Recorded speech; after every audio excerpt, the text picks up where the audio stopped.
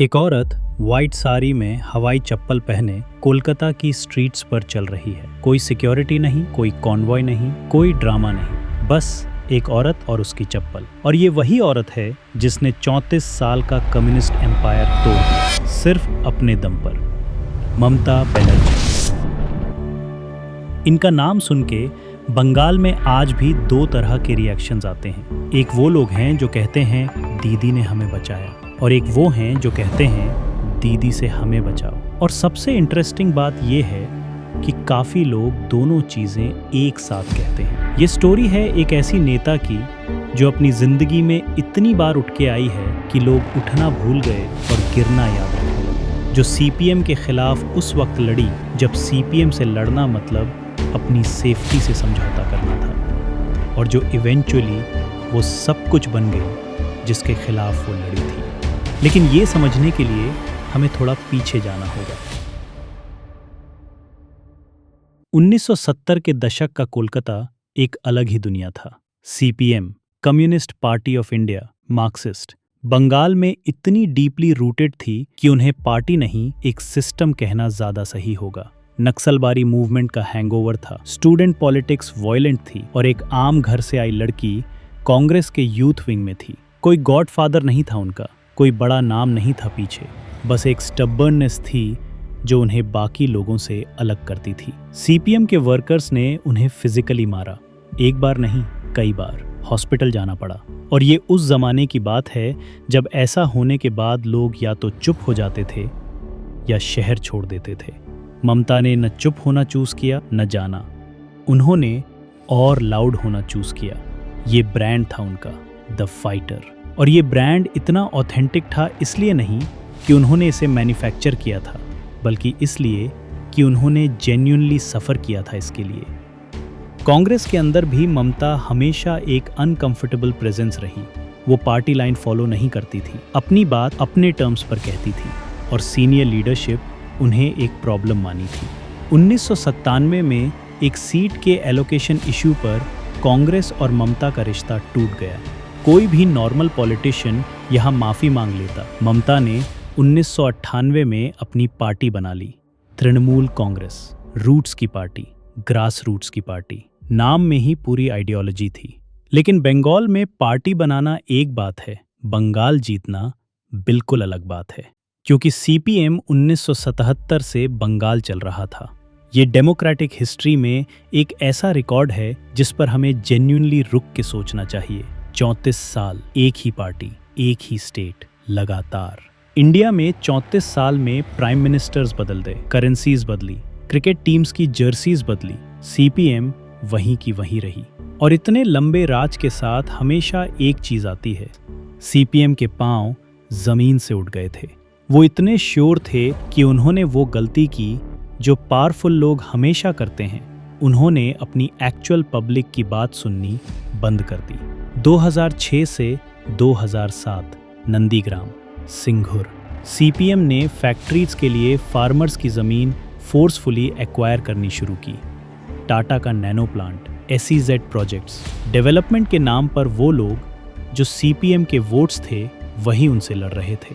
Police firing हुई, लोगों के मरने की खबरें आईं, और ये वही सीपीएम थी जो एक ज़माने में खुद आम आदमी की पार्टी होने का दावा करती थी। ममता वहाँ पहुँची, कैमरों के साथ, मीडिया के साथ, फार्मर्स के साथ बैठ के धरना दिया, टीयरी स्पीचेस दी। ये ज़मीन उनसे नहीं छीनी जाएगी। और बंगाल का मूड शिफ्ट हो गया। सीपीएम हारी, 34 साल का एम्पायर खत्म। ममता बनर्जी चीफ मिनिस्टर बनी। और उस दिन कोलकाता की स्ट्रीट्स पर जो सेलिब्रेशंस थी वो जेन्युइन थी। ये एक मैन्युफैक्चर्ड एक्साइटमेंट नहीं थी, ये एक स्टेट थी जो जेन्युइनली सांस ले रही थी। पहले कुछ साल में कुछ चीज़ें बदली भी। सीपीएम की लोकल लेवल की मसल पावर थोड़ी वीक हुई, फ्रेश एनर्जी आई, और ममता अपनी इमेज के साथ कंसिस्टेंट रही। Simple, accessible, common woman. Metro में ट्रैवल करती थी, टिफ़िन बॉक्स साथ ले जाती थी। ये सब इमेज बिल्डिंग था, बिल्कुल था। लेकिन इफ़ेक्टिव इसलिए था क्योंकि कोई ऑथेंटिसिटी का बेस था नीचे।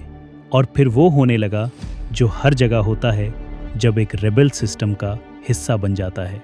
ममता सीपीएम के अगेंस्ट इसलिए थी क्योंकि सीपीएम पार्टी कादर से वायलेंस कराता था, कट मनी लेता था, सिंडिकेट्स चलाता था और पॉलिटिकल ओपोनेंट्स को टारगेट करता था। ये वो चीज़ें थी जिसके नाम पर ममता ने डेकेड्स लगी थी। और 2021 के बाद पोस्ट इलेक्शन वायलेंस की खबरें आईं तो नाम टीएमसी वर्कर्स का था। संदेश खाली में जो हुआ वो टीएमसी के नेताओं पे था। कंस्ट्रक्शन सिंडिकेट्स के बारे में जो बात होती है कोलकाता में, उसमें टीएमसी लीडरशिप का नाम आता है। कट मनी, ये कॉन्सेप्ट टीएमसी के दौर में इतना स्प्रेड वाइड हो गया कि लोग मान के चलते हैं कि सरकारी काम में परसेंटेज तो जाएगा ही। ममता बनर्जी की स्टोरी सिर्फ उनकी पर्सनल जर्नी नहीं है, ये एक पैटर्न है जो बार बार रिपीट होता है इंडियन पॉलिटिक्स में। Fighter becomes the establishment, rebel becomes the regime, और सिस्टम वही चलता रहता है, सिर्फ यूनिफॉर्म बदल जाती है। इस पूरे पैटर्न को देख के एक कंपैरिजन नेचुरली आता है, ममता और मोदी। ये कंपैरिजन पॉलिटिकल नहीं है, ये स्ट्रक्चरल है और ये समझना ज़रूरी है। दोनों ने एक डोमिनेंट फोर्स को डिफीट किया, मोदी ने कांग्रेस को, ममता ने सीपीएम को। दोनों के पार्टीज में उनके बिना कोई नेता विजिबल नहीं है। बीजेपी में मोदी के बिना बीजेपी नहीं, टीएमसी में ममता के बिना टीएमसी नहीं। ममता के नेफ्यू अभिषेक बैनर्जी को नेक्स्ट इन लाइन माना जाता है, तो डायनेस्टी भी चल रहा है। दोनों अपने स्टेट या देश में ऑपोजिशन को जेन्युइन ब्रीदिंग रूम नहीं देते। दोनों की मीडिया मैनेजमेंट एक ही तरह की है, केयरफुली कंट्रोल्ड, रेयरली अनकंफर्टेबल, और दोनों अपने आप को हमेशा अंडरडॉग दिखाते हैं। 30 साल तक भिक्षा मांग करके खाया, करीब 40 साल मैंने भिक्षा मांग करके खाया है। झूठ बोल रहा है। मोदी का चाय वाला था वाला नैरेटिव और ममता का सीपीएम ने मारा, कांग्रेस ने इग्नोर किया वाला नैरेटिव फंक्शनली एक ही चीज़ है। कॉमन मैन का गुस्सा अपने नाम से अटैच करना, इवन आफ्टर पावर में आने के बाद भी। और ये काम करता है, हमेशा करता है, क्योंकि लोग पावर से नहीं आइडेंटिटी से वोट करते हैं। लेकिन एक जगह ये कंपैरिजन तोड़ जाता है। मोदी का एम्बिशन नेशनल है, ममता का बंगाल लेवल है, एटलीस्ट अभी तक। 2021 में ममता ने ट्राई किया, टीएमसी ने गोवा और यूपी में कैंडिडेट्स उतारे, प्रशांत किशोर के स्ट्रैटेजीज लिए, वो सब हरे। क्योंकि ममता का ब्रांड हाइपर लोकल है, Bengali pride, Bengali language, Bengali resentment against outsiders.